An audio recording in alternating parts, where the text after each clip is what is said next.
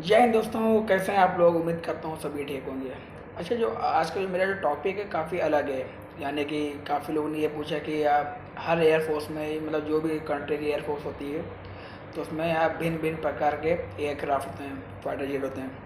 जैसे अपनी इंडिया में, तो इंडिया में काफ़ी अलग अलग वैरायटी के फाइटर जेट हैं, है ना। जैसे सुखोई है, तेजस है, मिग 29 है, मिग 21 है, जैगवार है, मिराज है।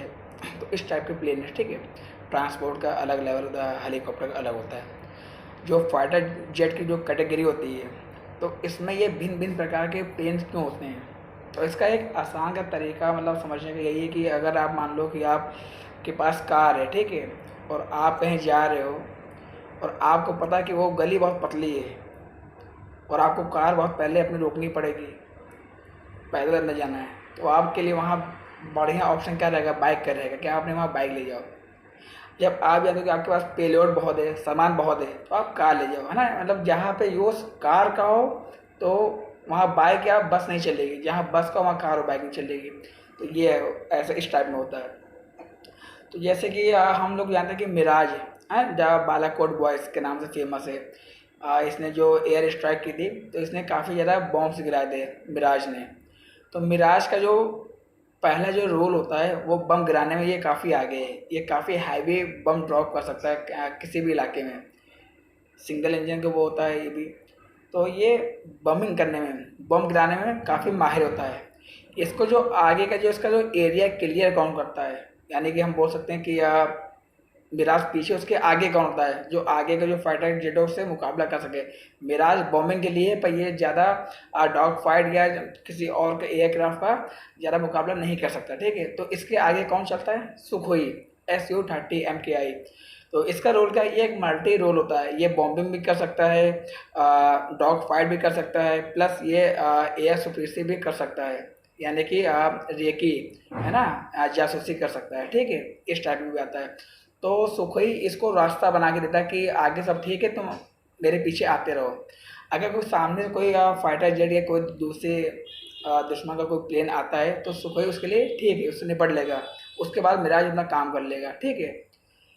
उसके बाद आता है हमारा जो अभी इंडियन एयरफोर्स अभी जो नया लिया है, रफ़ेल।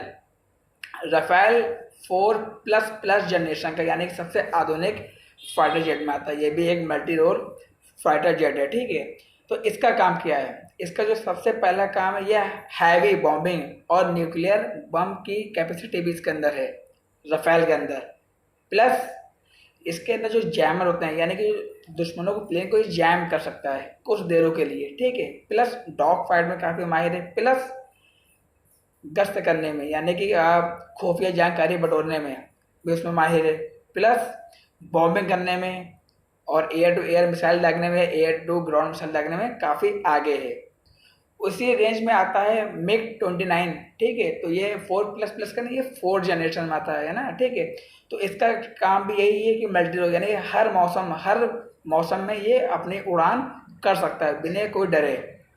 ये भी काफ़ी अच्छा फाइटर जेट इंडिया का। अब हम बात करते हैं तेजस की। तेजस को इतना छोटा क्यों बनाया गया। तेजस की सबसे जो अच्छी खूबी है, ये बहुत छोटा है। इसका जो कॉम्पोनेंट है, जल्दी रडार में पकड़ में नहीं आता। ये इतना छोटा फाइटर जेट है, यानी कि इसको इसके नाम एक रिकॉर्ड है, दुनिया का सबसे छोटा फाइटर जेट में आता है। जल्दी ये रडार में पकड़ में नहीं आता, यानी कि ये आप किसी दूसरी कंट्री के अंदर जब इंडक होगा, जाएगा, तो बहुत कम चांस है कोई उसको रडार पकड़ पाए, क्योंकि इतना छोटा है ना। तो ये उस काम में बहुत माहिर है। प्लस ये काफ़ी दूरी तय नहीं कर सकता है, ये एक शॉर्ट रेंज फाइटर है। छोटे मोटे इलाकों में जाने के लिए या डॉग फाइट करने में ये कैपेबल है, ठीक है। अब हम बात करते हैं मिग 21 बाइसन, यानी कि द फ्लाइंग कॉफिन, ठीक है। ये काफ़ी पुराने हो गए, 1972 के जहाज हैं भाई। तो अब ये मान सकते हैं कि बूढ़े हो चुके हैं, उनको रिटायरमेंट देनी चाहिए और इनकी जगह रिप्लेसमेंट तेजस को या तेजस MK2 को करनी चाहिए। तो ये हमारे जो फ्लीट में, जो इंडियन एयरफोर्स में, अभी हम मान सकते हैं कि हमारे जो प्रेजेंट टाइम पे हमारी इंडियन एयरफोर्स में जो स्क्वाड्रन है वो 34 चल रही है। और दोनों कंट्रीज़ को देखते हुए, पाकिस्तान और चाइना को देखते हुए, हमारी इंडियन एयरफोर्स को लमसम 42 स्क्वाड्रन की ज़रूरत है। पर अभी फ़िलहाल में कितनी है, 34 स्क्वाड्रन चल रही है। तो आशा करता हूँ कि आपको ये सारे जो मैंने इतना बोला, आपको मेरा ये वीडियो पसंद आया होगा। अगर आपको मेरा ये वीडियो पसंद आया हो, प्लीज़ मेरे चैनल को सब्सक्राइब करिएगा, मेरे वीडियो को लाइक करिएगा, लाइक कमेंट शेयर। जब तक के जय हिंद, जय भारत।